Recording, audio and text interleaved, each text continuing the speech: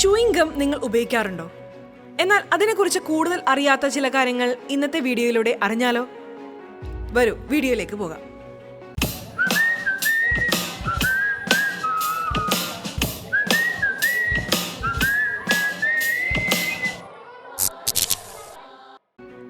Chewing gum പോലുള്ള വസ്തുക്കൾ ആയിരക്കണക്കിന് വർഷങ്ങളായി വിവിധ സംസ്കാരങ്ങളിൽ ഉപയോഗിച്ചു വരുന്നു.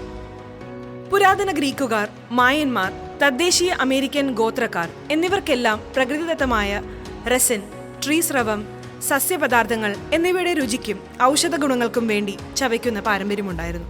ന്യൂയോർക്ക് ശാസ്ത്രജ്ഞനും വ്യവസായിയുമായ തോമസ് ആഡംസ് യുണൈറ്റഡ് സ്റ്റേറ്റ്സിൽ ചൂയിങ് ഗം ജനപ്രിയമാക്കിയതിന്റെ ബഹുമതിക്ക് അർഹനാണ്. 19-ാം നൂറ്റാണ്ടിന്റെ അവസാനത്തിൽ സപ്പോട്ട മരങ്ങളിൽ നിന്ന് ലഭിക്കുന്ന പ്രകൃതിദത്ത ലാറ്റക്സ് ആയ ചിക്കിൾ ഉപയോഗിച്ച് ഒരു സിന്തറ്റിക് റബ്ബറിന് പകരമായി വികസിപ്പിക്കാൻ അദ്ദേഹം ശ്രമിച്ചു. റബ്ബർ നിർമ്മിക്കാനുള്ള അദ്ദേഹത്തിന്റെ ശ്രമങ്ങൾ പരാജയപ്പെട്ടുവെങ്കിലും ചിക്കിൾ ഒരു ആനന്ദദായകവും പുതിനയുടെ രുചിയുള്ളതുമായ ചക്കയായി ചവയ്ക്കാമെന്ന് അദ്ദേഹം കണ്ടെത്തി.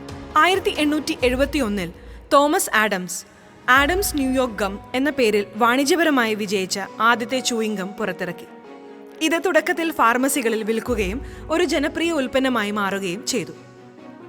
ആധുനിക ചൂയിങ് ഗം വ്യവസായം വില്യം റിഗ്ലി ജൂനിയർ രൂപപ്പെടുത്തിയതാണ്. ബേക്കിംഗ് പൗഡർ ചക്കയേക്കാൾ ജനപ്രിയമാണെന്ന് തെളിയിച്ചു.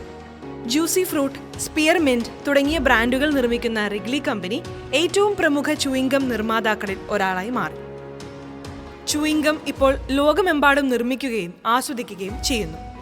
ഇത് പഞ്ചസാരരഹിത ദന്ത ആരോഗ്യ സൗഹൃദ ഓപ്ഷനുകൾ ഉൾപ്പെടെ വിവിധ രുചികളിലും വലുപ്പങ്ങളിലും ഫോർമുലേഷനുകളിലും വരുന്നു.